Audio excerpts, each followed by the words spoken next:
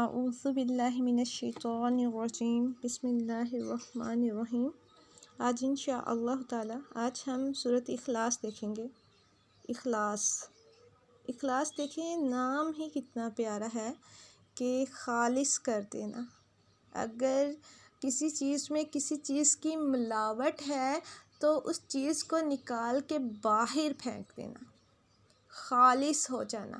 اگر ہمارے دل میں دنیا کی محبت اور اللہ کی محبت ہے، مال کی محبت ہے، اولاد کی محبت ہے، تو ساری محبتوں میں سے سب سے بڑھ کر اعلیٰ درجے پر اللہ کی محبت کو رکھ لینا، اللہ کے لیے اپنی زندگی کو خالص کر لینا، یہ اخلاص ہے۔ سبحان اللہ۔ اخلاص کہتے کسے ہیں؟ اخلاص کہتے ہیں اللہ کے لیے خالص ہونے کو۔ تو جب انسان اللہ کے لیے خالص ہو جاتا ہے تو انسان کی اللہ کے ساتھ سچی دوستی ہو جاتی ہے، اللہ کے ساتھ سچی محبت ہو جاتی ہے۔ سبحان اللہ۔ اخلاص ہی وہ مضبوط اور مستحکم ڈال ہے جو انسان کو شیطان کے مکر و فریب سے دور رکھتی ہے، بچائے رکھتی ہے۔ دیکھیں تو اللہ کے لیے خالص ہونا کتنا ضروری ہے۔ اگر اللہ کے لیے خالص ہو گئے تو شیطان کے جال سے، شیطان کے چنگل سے بچ جائیں گے، جو کہ انسان کو آیا ہی بہکانے کے لیے ہے، جو کہ انسان کو آیا ہی ہے کہ انسان تباہی اور بربادی کے دروازے پہ جا کے کھڑا ہو جائے، تباہی اور بربادی کے گڑھے پہ جا کے کھڑا ہو جائے۔ اور جب انسان اس گڑھے پہ کھڑا ہو جائے گا تو شیطان کہے گا میں تو اللہ سے ڈرتا ہوں، ٹھیک ہے، میں نے تمہیں بس ایک راہ دکھائی تھی، عمل تو تم نے خود کیا ہے۔ تو شیطان کی دوستی کو چھوڑ کر اللہ کی دوستی کو اپنا لینا، اللہ کے لیے خالص ہو جانا اخلاص ہے۔ تو انشاءاللہ ہم نے اس سورہ کو آج پڑھیں گے، اس سورہ کے بارے میں جانیں گے انشاءاللہ تعالی۔ سب سے پہلے سورہ کی تلاوت کرتے ہیں۔ اعوذ باللہ من الشیطان الرجیم، بسم اللہ الرحمن الرحیم۔ قل هو اللہ احد، قل هو اللہ احد، اللہ الصمد، لم یلد ولم یولد وَلَمْ يَكُنْ لَهُ كُفُوًا أَحَدٌ۔ جی، اس سورہ میں کیا ہم دیکھیں گے؟ ہم دیکھیں گے کہ کہہ دیجئے اللہ ایک ہے۔ یہ جو کہہ دینا ہے نا، یہ ہم نے بھی کہنا ہے۔ یہ آپ صلی اللہ علیہ وآلہ وسلم پر قرآن نازل ہوا ہے، لیکن کہنا تو ہم نے بھی ہے، ہمارے دل نے بھی کہنا ہے، ہماری زبان نے بھی کہنا ہے، ہماری روح نے بھی کہنا ہے، ہمارے دماغ نے بھی کہنا ہے، اور انشاءاللہ یہ کہنا ہمارے اعمال میں بھی ظاہر ہوگا۔ تو پھر ہی تو خالص ہوں گے۔ اللہ کے لیے خالص ہونا ہے تو جو بات کہہ رہے ہیں وہ آپ کے کردار میں ظاہر ہو۔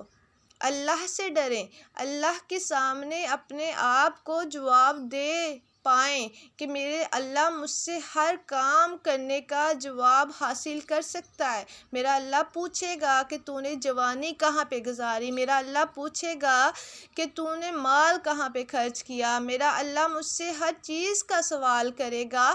تو اس سارے سوالوں کو مد نظر رکھتے ہوئے اللہ کے سامنے جواب دہ ہوتے ہوئے اپنے آپ کو اللہ کے لیے خالص کرنا ہے۔ اللہ الصمد، اللہ بے نیاز ہے، اللہ کسی کا محتاج نہیں، اللہ کو کسی چیز کی ضرورت نہیں، اللہ کو نہیں ضرورت کہ اللہ کی عبادت کی جائے۔ اگر کوئی عبادت کرتا ہے تو اپنے لیے کر رہا ہے، اگر کوئی مال خرچ کر رہا ہے تو اپنے لیے کر رہا ہے۔ اور مال کیوں خرچ کر رہا ہے؟ اس کا مال پاک ہو، اس کا مال میں اضافہ ہو، اس کے مال میں برکت آئے، مال تو اس لیے اللہ کی راہ میں خرچ کر رہا ہے۔ پتہ ہے اللہ کتنا رحیم کتنا کریم ہے کہ ہماری عقل ہماری سوچ وہاں تک نہیں پہنچ سکتی جو اللہ نے تخلیق کی ہے، اور اس تخلیق کو اللہ تعالیٰ کس طرح سے رزق عطا کر رہا ہے۔ اللہ کے ہاں تو اس قدر رزق ہے، اور اللہ کی عبادت کرنے والی تو اس قدر مخلوق ہے کہ ہم لوگ اس کا شمار کرنا چاہیں بھی تو نہیں کر سکتے، لیکن اس سب کے باوجود اللہ نے ہمیں اشرف المخلوقات بنایا ہے۔ سبحان اللہ، یہ ہمارے اللہ کے بے نیاز ہونے کا ثبوت ہے، یہ ہمارے اللہ کے ہم سے محبت کا ثبوت ہے کہ اس نے ہر تخلیق پر ہمیں عزت دی ہے، ہمیں فوقیت دی ہے۔ سبحان اللہ۔ لم یلد ولم یولد، نہ اس نے کسی کو جنا اور نہ کوئی اس سے جنا گیا۔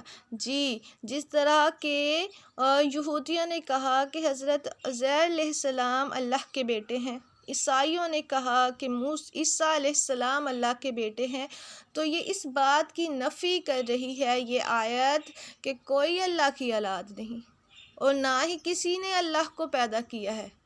ٹھیک ہے، یہ یہود کا، عیسائیوں کا اور جتنے بھی مذاہب میں کہ غلط رسومات ہے، غلط ان کے عقائد ہے، ان سب کی نفی کرنے کے لیے یہ آیت کافی ہے۔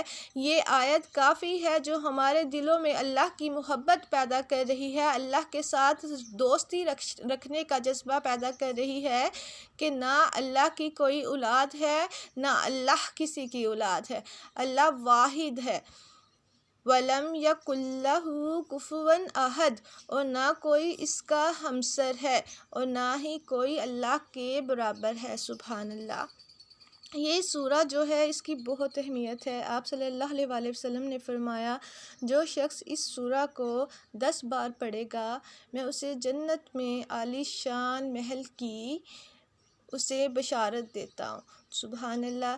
یہ سورہ 10 بار پڑھنے سے ہمیں جنت میں گھر ملنے والا ہے۔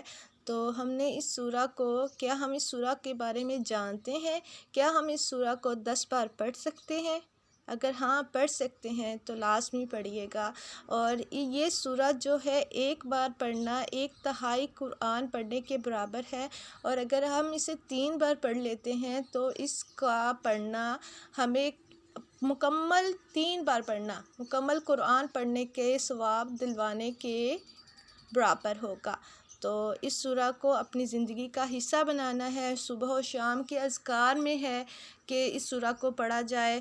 رات کو یہ سورہ فلق، سورہ ناس پڑھ کے اپنے ہاتھوں پہ پھونک مار کے اور اپنے جسم پر ان ہاتھوں کو ملنا، یہ آپ صلی اللہ علیہ وآلہ وسلم کی سنت تھی۔ تو ہم نے انشاءاللہ اپنی زندگی میں آپ صلی اللہ علیہ وآلہ وسلم کی سنتوں پر عمل کرنا ہے۔ دعاؤں میں یاد رکھیں۔ والسلام، بشریٰ مقصود۔